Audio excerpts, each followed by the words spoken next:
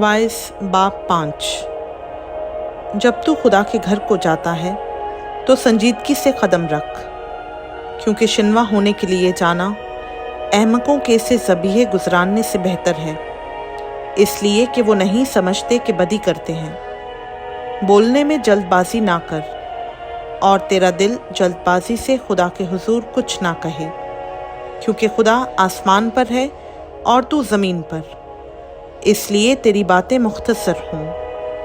क्योंकि काम की कसरत के बाइस से ख्वाब देखा जाता है, और अहमक की आवाज़ बातों की कसरत होती है। जब तू खुदा के लिए मन्नत माने तो उसके अदा करने में देर ना कर, क्योंकि वो अहमकों से खुश नहीं है। तू अपनी मन्नत को पूरा कर। तेरा मन्नत ना मानना इससे बेहतर है कि तू मन्नत माने और अदा ना करे।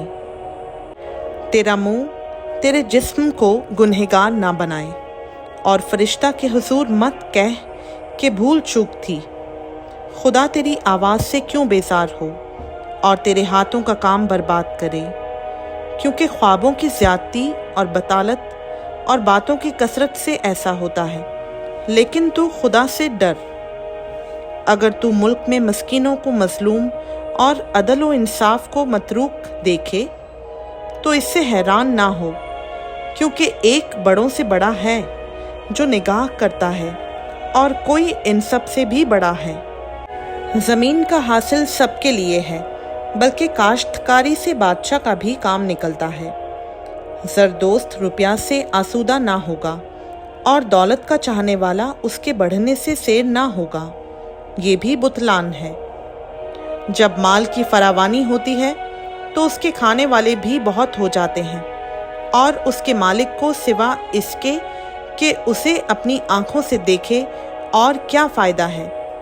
मेहनती की नींद मीठी है, ख्वाह वो थोड़ा खाए ख्वाह बहुत, लेकिन दौलत की फरावानी दौलतमंद को सोने नहीं देती।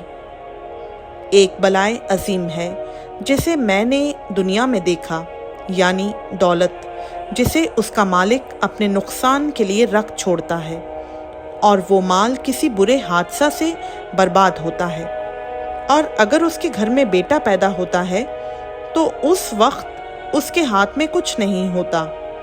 जिस तरह से वो अपनी माँ के पेट से निकला, उसी तरह नंगा जैसा कि आया था फिर जाएगा, और अपनी मेहनत की उजरत में कुछ ना पाएगा जिसे वो अपने हाथ में ले जाए। और ये भी बलाए अजीम है कि ठीक जैसा वो आया था वैसा ही जाएगा, और उसे इस फजूल मेहनत से क्या हासिल है। वो उम्र भर बेचैनी में खाता है, और उसकी दिकदारी और बेजारी और खफगी की इंतहा नहीं। लो, मैंने देखा कि ये खूब है, बल्कि खुशनुमा है, कि आदमी खाए और पिए और अपनी सारी मेहनत से जो वो दुनिया में करता है, अपनी तमाम उम्र जो खुदा ने उसे बख्शी है राहत उठाए, क्योंकि उसका बखरा यही है। नेज़ हर एक आदमी जिसे खुदा ने मालो असबाब बख्शा और उसे तौफीक दी कि उसमें से खाए और अपना बखरा ले और अपनी मेहनत से शादमान रहे, ये तो खुदा की बख्शिश है। बस वो अपनी ज़िंदगी के दिनों को बहुत याद ना करेगा, इसलिए कि खुदा उसकी खुशदिली के मुताबिक उससे सुलूक करता है। खुदावंद का पाक कलाम का पढ़ा, सुना, समझा और कबूल किया जाना हम सबों के लिए बाइस बरकत हो। आमीन।